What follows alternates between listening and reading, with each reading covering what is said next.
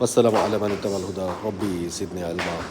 আপনার সূরা আল আনআম ৬ নম্বর সূরার যে ১৬২ নম্বর আয়াতের ৪ নম্বর শব্দ নুসুকি। তো নুসুকির অর্থ অনুবাদ করা হয় যে আপনার যেটা হচ্ছে কুরবানি।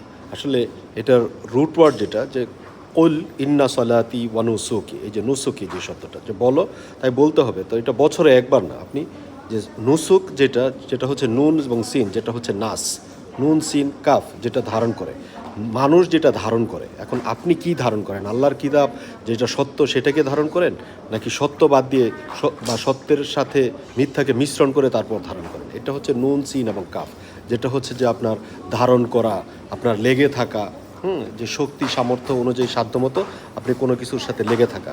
আপনি যদি মানুষ হন তাহলে আপনি যেটা ধারণ করেন সেটা হচ্ছে নুসুক। যে আপনার যত রকমের কাজকর্ম আছে সব কিছু আপনি যেটা ধারণ করেন, লালন করেন, সেটা হচ্ছে নুসুক। আর এটাই হচ্ছে কাফ নুন এবং সিন, যেটা